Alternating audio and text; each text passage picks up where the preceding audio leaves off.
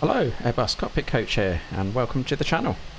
Today we're going to be looking at the engine failure on takeoff scenario. This is something that's practiced routinely by pilots flying the line for major airlines. We're very used to dealing with in the simulator. But this is the Airbus 320 model as modelled by Fenix inside Microsoft Flight Simulator. We've got a flight set up from Luton to Glasgow. Let's jump inside and take a look at the setup.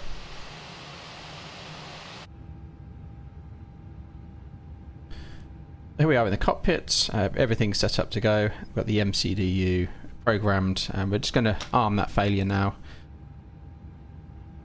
Inside the failures page, so we come to power plant, engine 2 failure, arm failure condition, after event V1, flight changes, and that's armed. And we're coming out of Luton today on the only to Bravo departure. It'll be a left turn at 1,030 feet. Looping round up to only. We've got an MSA zone here of 2,200. A few stop climbs along the way and standard speed. Engine out routing here, runway 25 at Luton, straight out to 25 miles and hold. We have that in the secondary flight plan.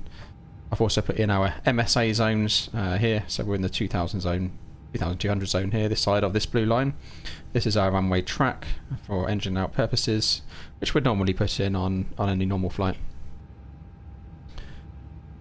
Now in the flight simulator inside Microsoft, there are a few limitations. So most obvious one being that we are single crewed. So this can be quite a high workload event, certainly in the initial phases, initial climb up phase. There's a fair amount to do. So that's something we need to bear in mind when operating the aircraft. And I would advise you to pay particular focus on your PFD, primary flight display, ensuring that we're not over pitching or over banking the aircraft during that phase of flight, not getting distracted by speaking to air traffic control, for example. So focus, as in the real world, is very much on aviate, navigate and communicate, in that order. So a few other things we need to consider. So down here, for example, is the rudder trim control. You probably want to ensure you've got a binding set up somewhere on your keyboard. Maybe you're lucky enough to have an actual pedestal with this control on, but the majority of us, I imagine, it's a binding of some description somewhere else.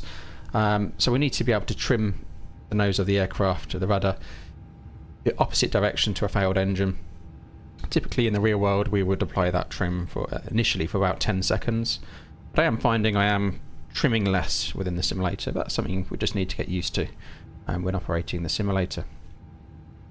Something else to consider is your rudder pedals and their sensitivity. Now I've done a lot of playing around with this. It's has, for me, created a difference to being able to properly carry out this scenario or not. So that rudder input, the sensitivity of it, I think is crucial. So if you're having trouble with this scenario, it may well be your rudder sensitivity settings. That's definitely one to look at and have a play with. Unfortunately, we have to keep running through that scenario and testing it out. It's taken me a while to find something that's I'm comfortable with. I am using less rudder input than I would do in the real world, but that's, again, it's just down to that sensitivity setting, and that is just something we have to live with within Microsoft Flight Simulator. They are different to the real world. So initially what would happen on this scenario is obviously the engine would fail. Pilot not flying would call out engine failure. The pilot flying would be instinctively reacting to that drift and yaw of the nose anyway, due to the power difference, and they would automatically apply opposite direction rudder to straighten the nose out as they've been trained. We'd then climb the aircraft out, pitching to a slightly lower pitch attitude of 12.5 degrees. This is where we're looking here on the primary flight display. Our SRS command bars should target 12.5 degrees in the event of an engine failure, so it should be detected. If not, fly 12.5 degrees and ignore the bars if they're showing you something different.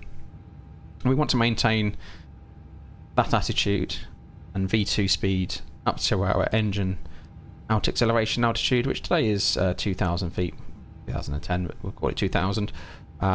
Which point we'd level off, accelerate to green dot speed, and clean up the slats and flaps.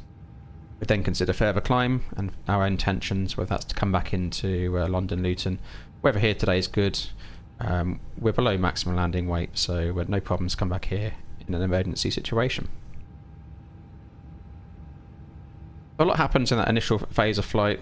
Again, we won't get an initial alarm bells going off until we hit sort of 400 feet above the aerodrome, at which point we'd also have our ECAM actions to consider on this screen. Would flow through those as well. But again, being single crewed, things may take a little bit longer to get to that point. Normally above 400 feet would start actioning those, particularly if we suspect damage or a fire. It becomes more of a priority. But remember to fly the aircraft first. So let's begin a takeoff and see how the aircraft performs.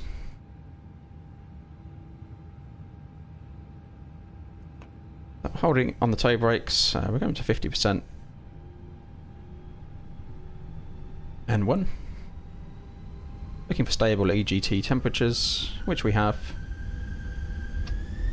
Manflex 57, SRS runway, auto thrust blue.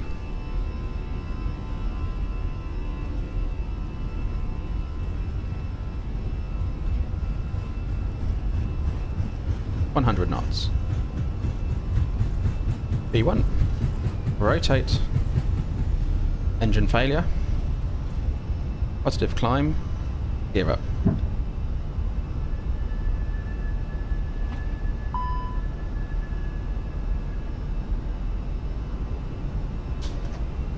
Toga thrust.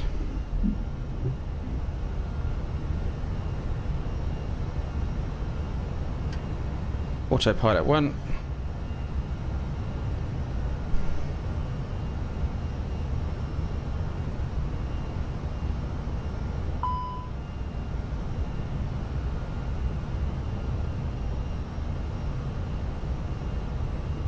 Okay. Engine failure in my control, ECAM actions, engine mode select ignition, engine mode select ignition. Thrust lever. Then we've got acceleration, stop climb here, alt star. Let's push to level off here while we accelerate. Thrust lever 2 idle, thrust lever 2 idle, engine master 2 is off. Don't suspect damage. Top ECAM, speed checks flaps up, it's up. And we'll pull speed here on green dot. Thrust MCT. And we'll climb now altitude 3,000 feet. Mayday, mayday, mayday, easy 239 Golf, engine failure, climbing on runway heading to altitude 3,000 feet. And by for intentions.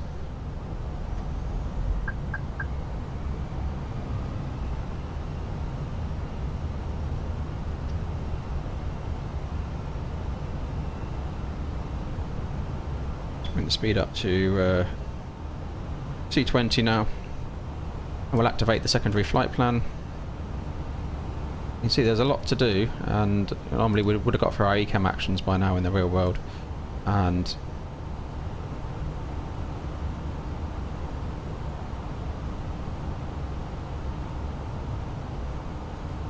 though we don't suspect damage, we'd clear that down. We're monitoring a fuel imbalance potentially. We need to keep an eye on that. ECAS comes to T8. We would be squawking 7.7 now in the real world. Don't do that on VATSIM. Clear that down. We got obviously packs, so pack 1 can come on.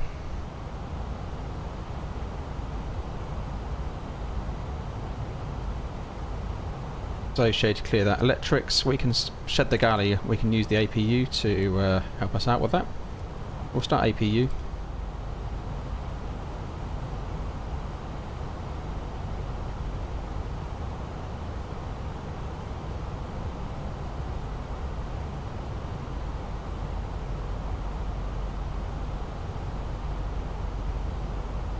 And control it, Mayday Easy 239 Golf. We've had an engine failure. We got 105 POB, 4 tons of fuel on board, and we'd like to come back in and approach straight in, 10 mile final, ILS runway 25 if possible. Easy, made easy 239 Golf, roger, turn left heading 190, left heading 190, easy, made easy 239 Golf. And select, we'll maintain 3000 for now, 220 knots, it's good. Okay, just waiting for the APU to come online.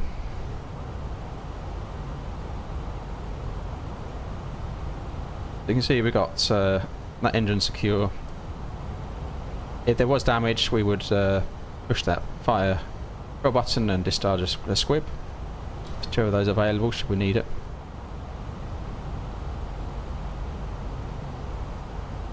Made easy 239 Golf, come further left heading 150. Left 150, made a easy 239 Golf.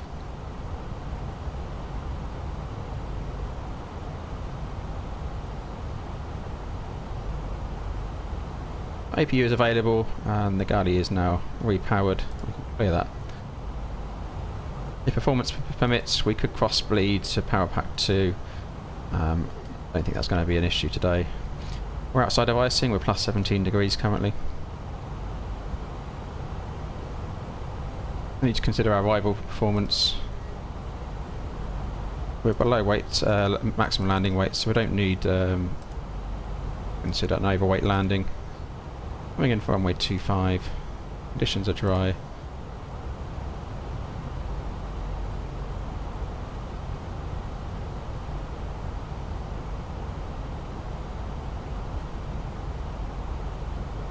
We are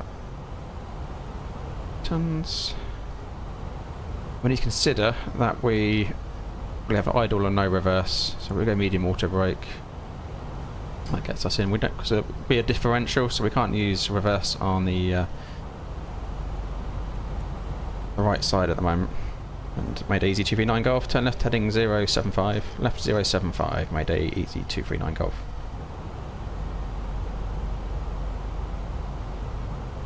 So need to consider that differential of reverse thrust on landing. Obviously we'd be considering crosswind, so the autopilot can handle a crosswind, which is a lot less than normal in a single engine operation, so it's 20 knots. Not a factor today, we've got light winds, but we may then consider an alternative runway at a different aerodrome which has better configuration for the wind.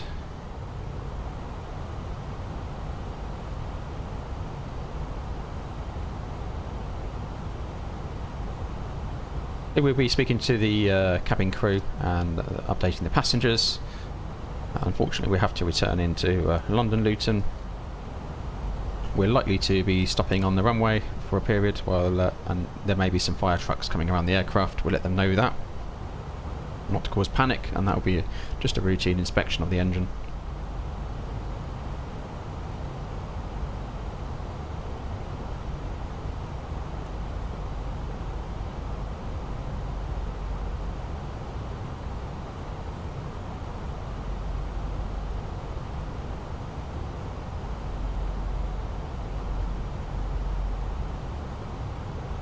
We've got our approach phase activated, it's all set up. We've got a minimums altitude of 708 feet, so that's in. We bring up our navigraph charts just to show the approach. We missed approach straight ahead to 3000, inbound course 254, standard 3-degree glide slope, at 1, minimum 708 feet, which we got in, low transition already. India Lima Juliet 10915, and we'll get that in here. India Lima Juliet 10915, that checks, and you can see we're downwind now for runway 25.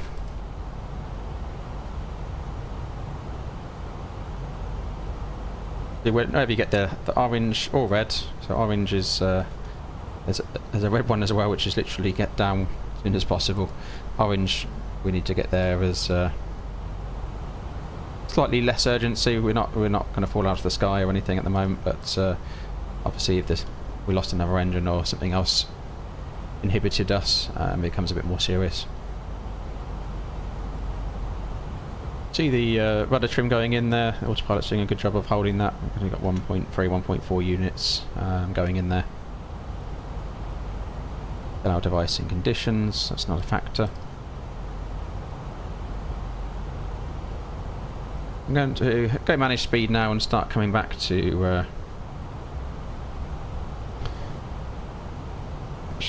lower speed now as we come downwind.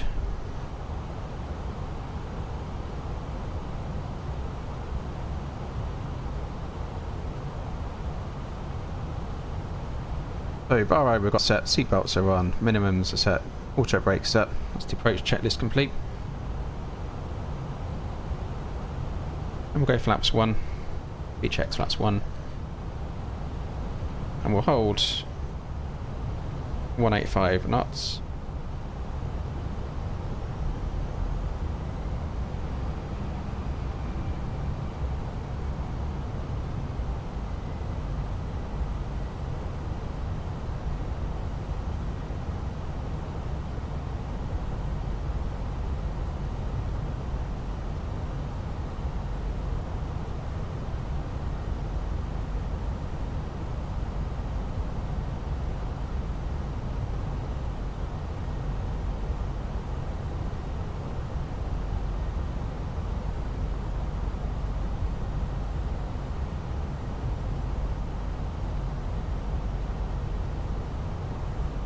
Easy, made it easy 239 Golf. Then left heading 050, left 050, made it easy 239 Golf.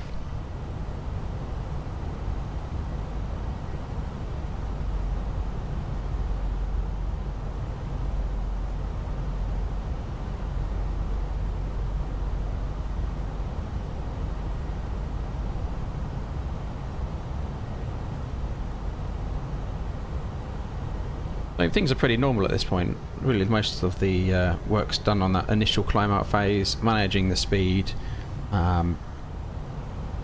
ensuring we're accelerating, and getting the aircraft back under control, and completing the ECAM actions, and getting the engine secure.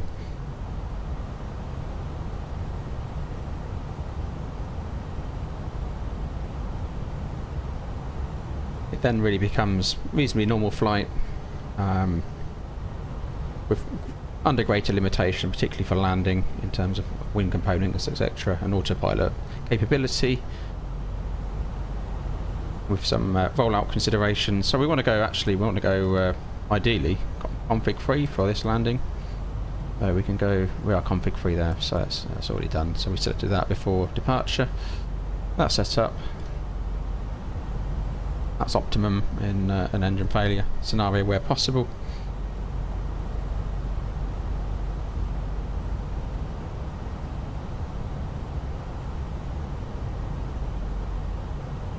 Made a easy 239 Golf. Come left now heading 010. F010 made a easy 239 Golf.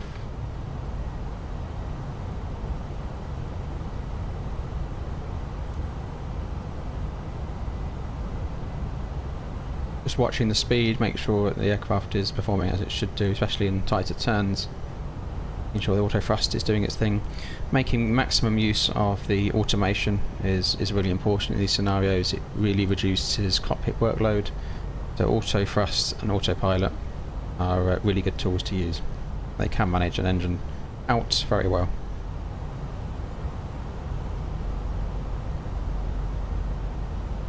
We'll take speed to 180 and we'll come flaps 2 now, speed checks flaps 2. So let's set up early, working ahead.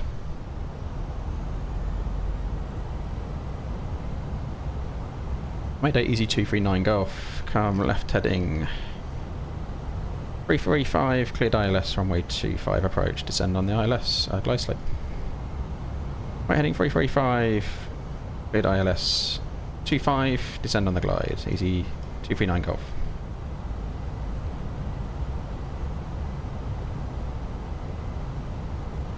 Block star.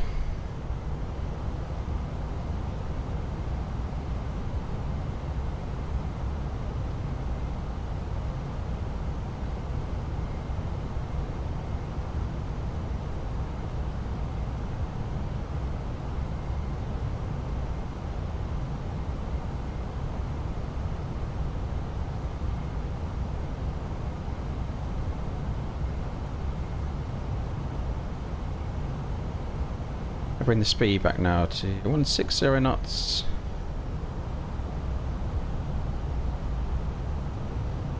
Shortly intercepting the glide slope.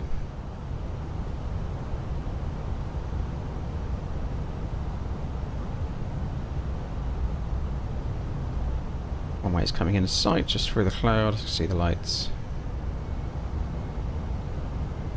Glide slope star. Missed approach altitude 3000 set.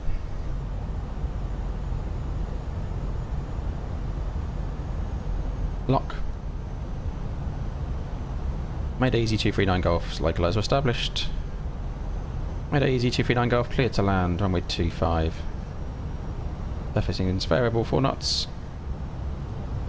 Clear to land, Mayday Easy 239 Golf, thank you. Here we go, gear down.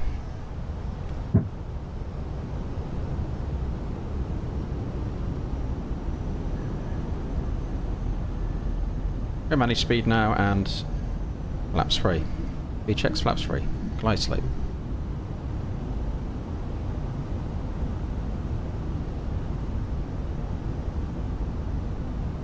Landing checklist, cabin secured, go around altitude set, ECAM memo, landing no blue.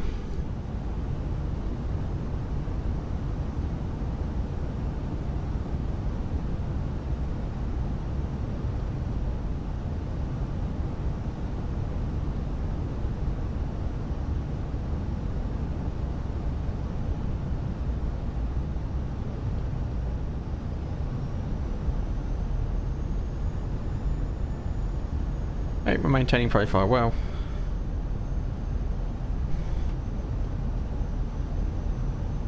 One engine's handling it quite well. No real issues.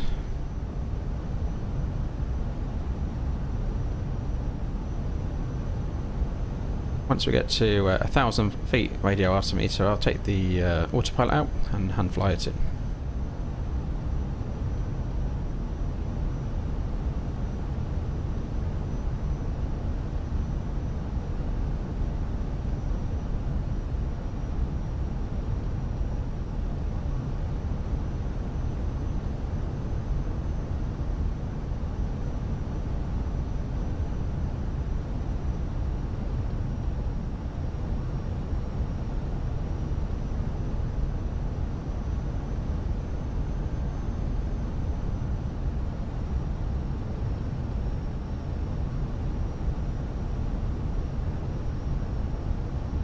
Okay, autopilot's coming out, my control.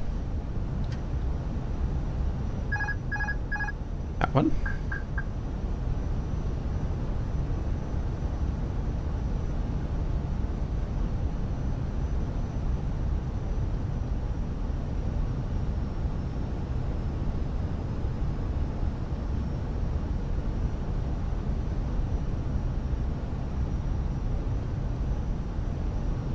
Whites, two reds.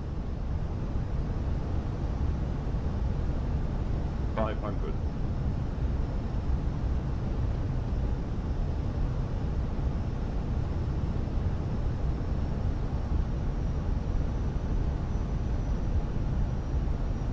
Above.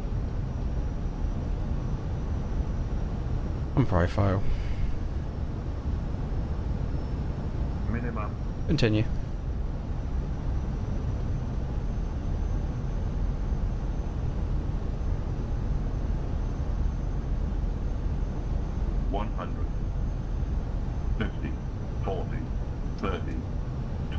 Retard. 5.